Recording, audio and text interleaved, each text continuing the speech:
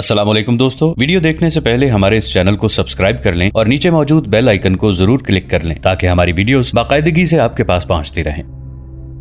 तारीख आज तक कमांडो और गोरिल्ला ऑपरेशन की ऐसी मिसाल पेश नहीं कर सकी जैसी सुल्तान अय्यूबी के छापामार दस्तों ने की थी। छापामार दुश्मन के यहाँ तबाही बपा कर सकते थे, लेकिन किसी इलाके पर कब्जा नहीं कर सकते थे। कब्जा फौज क्या करती है, बशर्ते कि वह फौज तेज हो और छापामारों की बपा की हुई अफरा तफरी और तबाही के फौरन बाद हमला कर दे।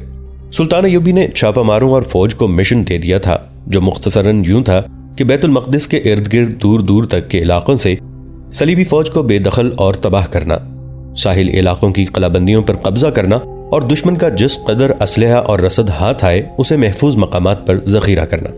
सुल्तान अय्यूबी ने अपनी फौज को वाज़े मकसद दे रखा था, यही उनकी असल कुव्वत थी। सुल्तान अय्यूबी ने अपने सालारों से कह रखा था कि जिस शहर और कस्बे पर कब्जा करो वहां के मुसलमानों की हालत अपने सिपाहियों को दिखाओ, उन्हें वो मस्जिदें दिखाओ जिन्हें सलीबियों ने वीरान किया और बेहुरमती की थी, उन्हें वो मुसलमान खवातीन दिखाओ जो सलीबियों के हाथों बेआबरू होती रहीं, उन्हें अच्छी तरह दिखाओ कि हमारा दुश्मन कैसा है और उसके अज़ाइम क्या है। यही वजह थी कि सुल्तान अय्यूबी की फौज का छोटे से छोटा दस्ता बड़े से बड़े दस्ते पर कहर बनकर टूटा। सिपाहियों ने वो सब कुछ देख लिया था जो सुल्तान अय्यूबी उन्हें दिखाना चाहते थे। ये दीवानगी की कैफियत थी, एक जुनून था। सुल्तान अय्यूबी के कानों में एक ही आवाज पड़ती थी, फलां कस्बे पर कब्जा कर लिया गया है, फलां मोर्चे से सलीबी पसपा हो गए हैं। सिपाही आराम के बगैर मुसलसल लड़ और बढ़ रहे थे, मगर एक रोज सुल्तान अय्यूबी सर से पांव तक हिल गए। वो अपने कमरे में नक्शे पर झुके हुए अपनी हाई कमान के सालारों और मुशीरों से अगला प्लान तैयार करा रहे थे। बाहर शोर उठा, मैं तुम्हारे सुल्तान को भी कत्ल कर दूंगा, तुम सलीब के पुजारी हो, छोड़ दो मुझे। नाराए तकबीर, अल्लाह अकबर। ये एक ही आदमी की आवाज थी, उसके साथ कई और आवाजें सुनाई दे रही थीं। यहां से ले जाओ इसे, सुल्तान खफा होंगे, मार दो, जान से मार दो, इसके मुंह पर पानी फेंको, पागल हो गया है। सुल्तान अय्यूबी दौड़कर बाहर निकले। उन्हें तवक्को थी कि कोई सलीबी सिपाही होगा, मगर वो उनकी अपनी फौज का एक कमांडर था जिसके दोनों हाथ खून से लाल थे और उसके कपड़ों पर खून ही खून था। उसकी आंखें खून की तरह गहरी लाल हुई जा रही थीं और उसके होंठों के कोनों से झाग फूट रही थी। उसे 4 आदमियों ने बाजों से जकड़ रखा था, वो काबू में नहीं रहा था। छोड़ो उसे, सुल्तान अय्यूबी ने गरज कर कहा। सुल्तान, उस कमांडर ने कहर भरी आवाज में कहा, यहां आकर तुम्हारी सब फौज बेगैरत हो गई है। कुफार क्यों जिंदा निकल रहे हैं? तुम हमारे सुल्तान बने फिरते हो। तुमने इन मुसलमान औरतों और बच्चों को देखा था जो कैद में पड़े थे। सुल्तान के महाफिज दस्ते के कमांडर ने लपक कर उस कमांडर के मुंह पर हाथ रख लिया। कमांडर ने उस कमांडर के बाजू को पकड़कर इतनी जोर से झटका दिया कि कमांडर उसके कंधों से ऊपर से होता हुआ सुल्तान अय्यूबी के सामने जा पड़ा। मत रोको इसे, बोलने दो। सुल्तान अय्यूबी ने एक बार फिर गरज कर कहा, आगे आओ दोस्त, मुझे बताओ इन्होंने तुम्हें क्यों पकड़ लिया है? बात यह खुली कि वो जैश का एक कमांडर था। उसे यह फर्ज सौंपा गया था कि जो मुसलमान कुंबे कैद में पड़े रहे थे उनके घरों में अनाज वगैरह पहुंचाए और उनमें जो बीमार हैं उन्हें फौज के तबीबों के पास भेजे। इस काम के लिए 100 सिपाहियों के 2 जैश मुकर्रर किए गए थे। ये कमांडर मजलूम मुसलमानों के घरों में जाता रहा। उनसे उसे मालूम होता रहा कि ईसाइयों ने उनके साथ कैसा सलूक किया था। ये तफसीलात बड़ी ही दर्दनाक और बड़ी ही शर्मनाक थीं। इस कमांडर ने अपनी फौज के सिपाहियों को मस्जिदें साफ करते देखा। एक मस्जिद में 2 औरतों की बरहना लाशें निकली जो गल सड़ रही थीं। ये उस कमांडर ने देख ली। लाशें निकालने और मस्जिद को साफ करने वाले सिपाहियों के आंसू बह रहे थे। उनमें से एक कह रहा था, हमारी बहनों और बेटियों की यह हालत होती रही और हमारे सुल्तान ने कुफार को इजाजत दे दी है कि जो यहां से जाना चाहे अपने कुंबे को लेकर चला जाए। उस कमांडर का खून खोल उठा। वो आगे गया तो 15-20 लड़कियां उससे जाती नजर आईं। इनके साथ उसका एक साथी कमांडर चंद एक सिपाहियों के साथ जा रहा था। लड़कियां बहुत खूबसूरत थीं। कमांडर ने अपने साथी से पूछा कि ये लड़कियां कौन हैं और उनके साथ सिपाही क्यों जा रहे हैं? ये वो लड़कियां हैं जिन्होंने मिस्र और शाम में गद्दार पैदा किए थे, कमांडर ने उसे बताया। वो इस काफिले के साथ चल पड़ा। उसके साथी ने उसे सुनाया, उनकी कारस्तानियां तुम सुनते रहे हो। उनका सरदार हनमन पकड़ा गया है। ये सब सलीबी हैं। सुल्तान ने इनके सरदार को कैद में डाल दिया है और लड़कियों के मुतालिक हुक्म दिया है कि इन्हें शहर से दूर ले जाकर उन ईसाइयों के हवाले कर दो जो अकरा से जा रहे हैं। और तुम उन्हें जिंदा छोड़ा है? कमांडर ने पूछा। हाँ, यही हुक्म मिला था। क्या हमारी उन बहनों से ज्यादा पाक और मुकद्दस हैं जिनकी बरहना लाशें मस्जिदों से निकल रही हैं और जिन्हें कैद में रखकर बेआबरू किया जाता रहा है? उसके साथी ने आह भरकर कहा, मैं हुक्म का पाबंद हूं। कमांडर रुक गया और उस काफिले को जाते देखता रहा। अचानक उसने तलवार निकाल ली और उसकी तरफ दौड़ पड़ा। उसने नारा लगाया, मैं किसी का पाबंद नहीं। उसने तलवार इस कदर तेज चलाई कि पलक झपकते 3 लड़कियों के सर काट डाले। उनका मुहाफिज कमांदार उसे पकड़ने को दौड़ा। लड़कियां चीखती चिल्लाती इधर उधर भागी। कमांदार एक लड़की के पीछे गया और मजीद 3-4 लड़कियों को खत्म कर दिया। एक सिपाही उसे पकड़ने के लिए करीब गया तो उसने इस सिपाही के पेट में तलवार बर्छी की तरह घोंप दी। फिर उसके करीब कोई नहीं जाता था। उसने बाकी लड़कियों को देखा जो इधर उधर भाग गई थीं। इस तरह वो शहर से बाहर निकल गए। उसे कुछ ईसाई शहर से जाते नजर आए। कमांदार ने उन पर हमला कर दिया। उसके सामने जो आया उसे उसने कत्ल किया और यही नारे लगाता रहा, मैं बेगैरत नहीं हूं, अल्लाह अकबर। उसके साथी कमांदार के वावेले पर कई एक सिपाही इकट्ठे हो गए जिन्होंने उसे घेर कर पकड़ लिया। उसे घसीट कर लाया जा रहा था कि उस इमारत के करीब से गुजरे जहां सुल्तान अय्यूबी अपने अमले के साथ कयाम पजीर थे। किसी ने कहा कि उसे सुल्तान के अमले के हवाले कर दो। वो डरते थे कि सुल्तान के हुक्म की खिलाफ वर्जी हुई है। किसी ने हत्या शहरी पर हाथ उठाने को जुर्म करार दिया गया था। ये कमांदार चिल्ला रहा था। उसका शोर सुनकर सुल्तान अय्यूबी बाहर निकल आए थे। सुल्तान अय्यूबी ने यह वारदात सुनी और कमांदार की लान तान भी सुनी। सब डर रहे थे कि सुल्तान उसे कैद में डाल देंगे, लेकिन सुल्तान ने उसे गले लगा लिया और अंदर ले गए। उसे शरबत पिलाया और उसे जहन नशीन कराया कि उनका मकसद सलीबियों का कत्ल नहीं बल्कि क़िबला अव्वल को आज़ाद करा के इस तमाम सरजमीन अरब से सलीबियों को निकालना है। कमांदार की जहनी हालत ठिकाने नहीं थी। उसे सुल्तान अय्यूबी ने अपने तबीब के हवाले कर दिया। फौज को इतना जज्बाती नहीं होना चाहिए, सुल्तान अय्यूबी ने सालारों और मुशीरों से कहा, लेकिन ईमान दीवानगी की हद तक ही पुख्ता होना चाहिए।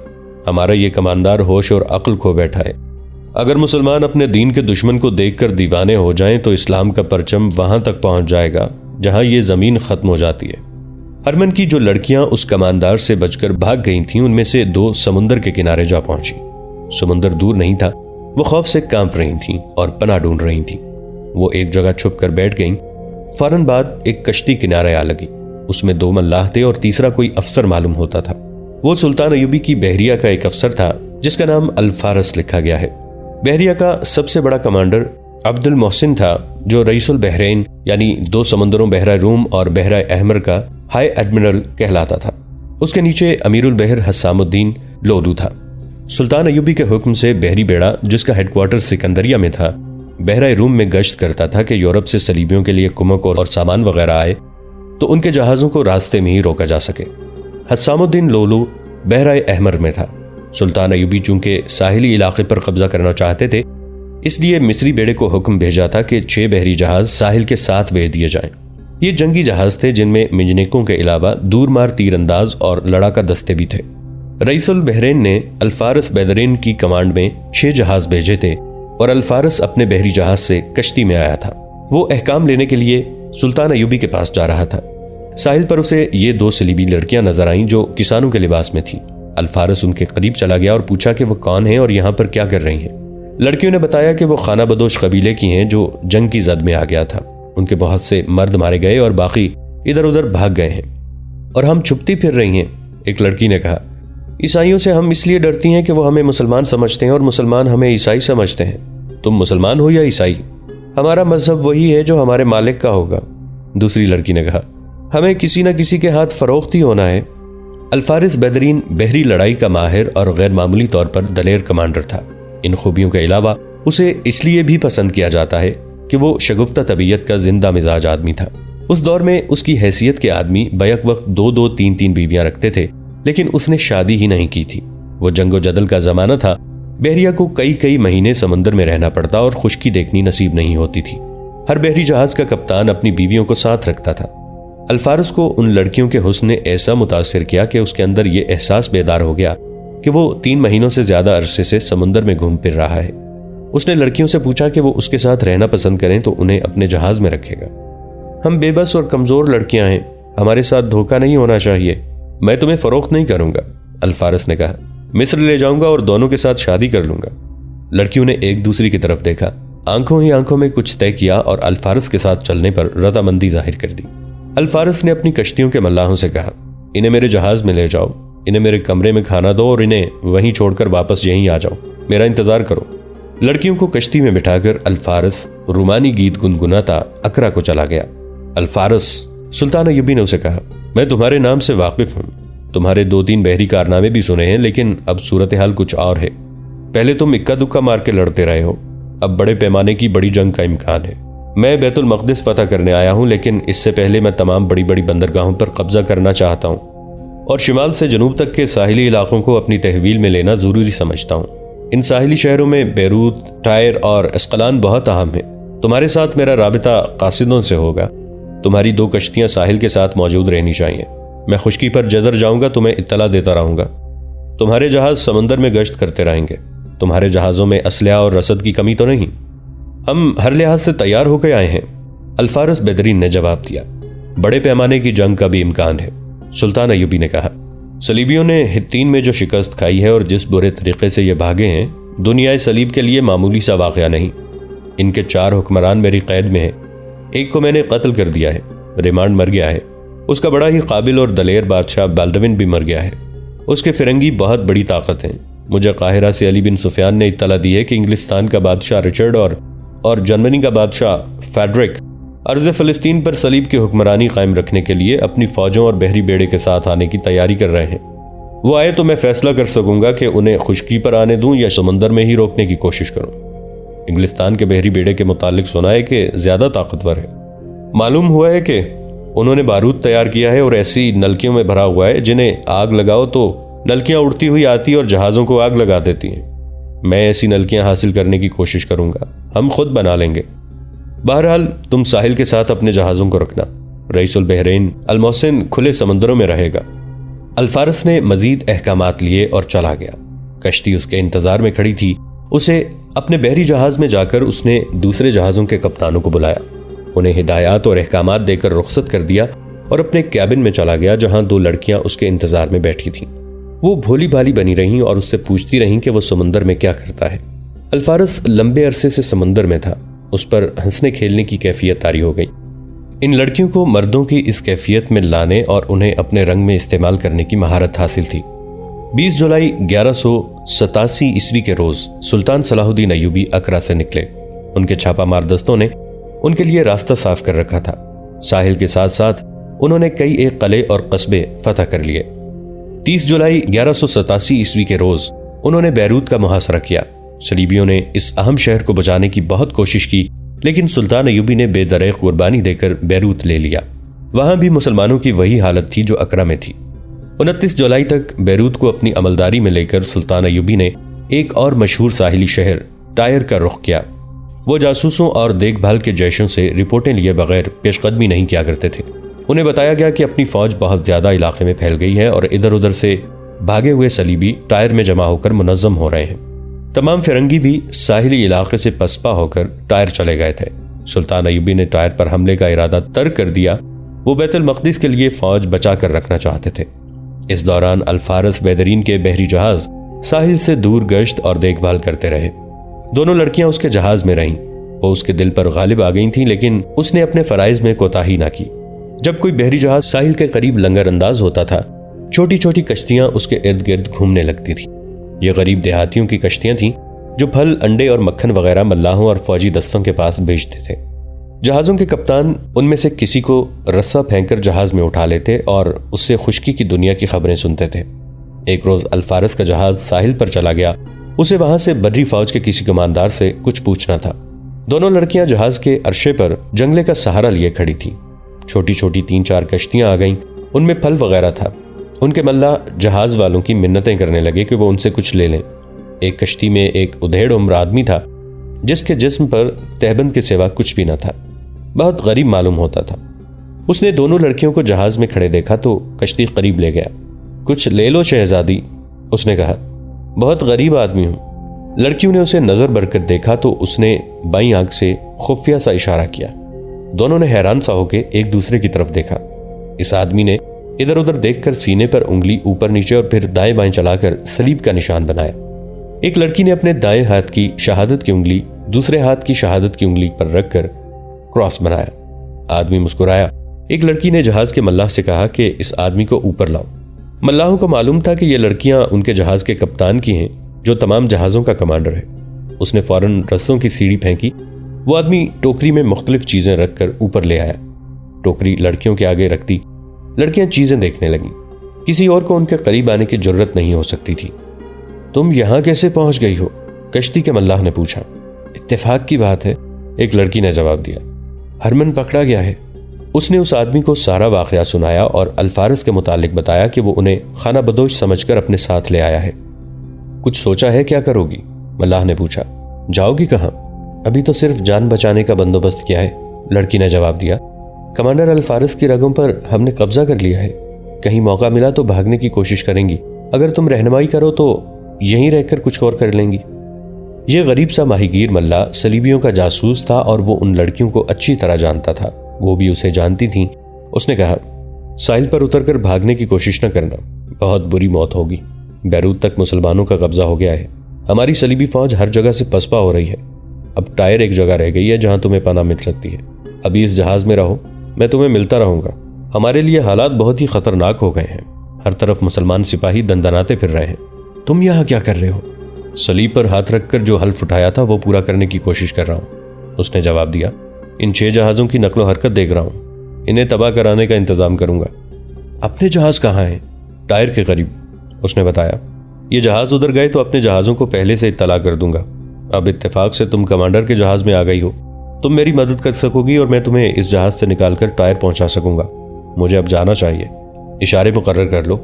मैं इन जहाज़ों के साथ साए की तरह लगा हुआ हूँ। ये जहाज़ कहीं भी साहिल के करीब लंगर डालेगा, वहां इसी भेस में मौजूद होऊंगा। उन्होंने इशारे मुकर्रर कर लिए। लड़कियों ने उसकी टोकरी में से कुछ चीजें उठा ली, उसे पैसे दिए और वो रस्सों की सीढ़ी से अपनी कश्ती में उतर गया। 2 सितंबर 1187 ईस्वी के रोज सुल्तान अयूबी ने एक और मशहूर साहिली शहर अस्कलान का मुहासरा कर लिया। यहाँ भी वजनी पत्थर फेंकने वाली मंजनीकें और पहियों पर चलने वाली मचानें इस्तेमाल की गईं। सुरंगें खोदने वाले जैश रात को दीवार तोड़ने की कोशिश करते रहे। करीब ही एक बुलंदी थी, वहां से मंजनीकों से शहर के अंदर पत्थर और आतिशी गोले फेंके गए। दूसरे दिन महसूरीन ने घबराकर शहर के दरवाजे खोल दिए और हथियार डाल दिए। इस शहर पर फ्रैंक्स ने 19 सितंबर 1153 में कब्जा किया था। पूरे 34 बरस बाद यह शहर आजाद कराया गया। अस्कलान से बैतुल मक़दिस 40 मील मशरिक की समत वाक़ है। सुल्तान अयूबी की तेज रफ्तार दस्तों के लिए यह 2 दिन का सफर था। उसके बाद दस्ते और छापामार जैश पहले ही बैतुल मक़दिस के करीब पहुंच चुके थे। उन्होंने सलीबियों की बैरूनी चौकियां तबाह कर दी थीं। बचे कुछ सलीबी बैतुल मक़दिस पहुंच रहे थे। सुल्तान अयूबी ने अपने बिखरे हुए दस्तों को अस्कलान में इकट्ठा होने का हुक्म दिया और बैतुल मक़दिस पर हमले की तैयारी करने लगे। सुल्तान अयूबी की फतूहात और तूफानी पेशकदमी की खबरें दमिश्क, बगदाद, हलब, मूसल और उधर काहिरा तक पहुंच चुकी थीं। आखिरी खबर यह पहुंची कि सुल्तान अस्कलान में हैं और बैतुल मक़दिस पर हमला करने वाले हैं। काजी बहाउद्दीन शद्दाद, जो उस हमले में सुल्तान अयूबी के साथ था, अपनी याददाश्तों में लिखता है कि सुल्तान अयूबी की फौज मुसलसल फतूहात की बदौलत थकन के एहसास से बेगाना थी। वो जूं जूं उन मकबूजा इलाकों में मुसलमानों की हालत देखती गई, कहर बनती गई, जो बैतुल मक़दिस पर टूटने को बेताब था। ये तो सुल्तान अयूबी की जंगी क़ुव्वत थी। काजी शद्दाद लिखता है कि अस्कलान में सुल्तान अयूबी के पास रूहानी क़ुव्वत भी पहुंचने लगी। वो दमिश्क, बगदाद और दीगर बड़े शहरों के उलमा, दरवेश और सूफी मुनश लोग थे। वो सुल्तान अयूबी के साथ बैतुल मक़दिस में दाखिल होने आए थे। उन्होंने आकर सुल्तान अयूबी को दुआएं दी और उनकी फौज को बैतुल मक़दिस की अहमियत और तक़द्दुस बताया और सिपाहियों को आग बगूला कर दिया। सुल्तान अयूबी उलमा और दरवेशों का बहुत एहतराम किया करते थे। उन्हें अपने साथ देखकर उनकी थकन खत्म हो गई। उन्होंने जोश जज्बात से कहा, अब दुनिया की कोई ताकत मुझे शिकस्त नहीं दे सकती। अस्कलान से कूच से 2-4 रोज पहले सुल्तान अयूबी के पास हलब से एक मेहमान आया, जिसे देखकर सुल्तान हैरान रह गए। उन्हें अपनी आंखों पर यकीन नहीं आ रहा था। ये नूरुद्दीन जंगी मरहूम की बेवा रजी खातून थीं, जिन्होंने इज्जुद्दीन के साथ शादी कर ली थी। वो घोड़े पर सवार थीं, कूदकर घोड़े से उतरी और दौड़कर सुल्तान अयूबी को गले लगा लिया। दोनों के जज्बात उभर आए और उन पर रिक्कत तारी हो गई। जरा देर बाद ऊंटों की एक लंबी कतार आ रुकी। उन पर कमोबेश 200 लड़कियां सवार थीं। ये क्या? सुल्तान अयूबी ने रजी खातून से पूछा। जख्मियों की मरहम पट्टी के लिए तरबियत याफ्ता लड़कियां, रजी खातून ने जवाब दिया। मैंने इन्हें लड़ाई की तरबियत भी दे रखी है, तीरंदाजी की भी इन्हें खासी मश्क है। मुझे मालूम है कि तुम औरत को मैदान में नहीं देखना चाहते, लेकिन मेरे और उनके जज्बे को कुचलने की कोशिश न करना। दोस्तों, आज के लिए इतना ही। इसी कहानी की अगली किस्त के साथ बहुत जल्द हाजिर होंगे। नीचे कमेंट सेक्शन में अपनी राय का इजहार जरूर कीजिएगा। हमारे इस चैनल को सब्सक्राइब करके नीचे मौजूद बेल आइकन को भी जरूर क्लिक कीजिएगा।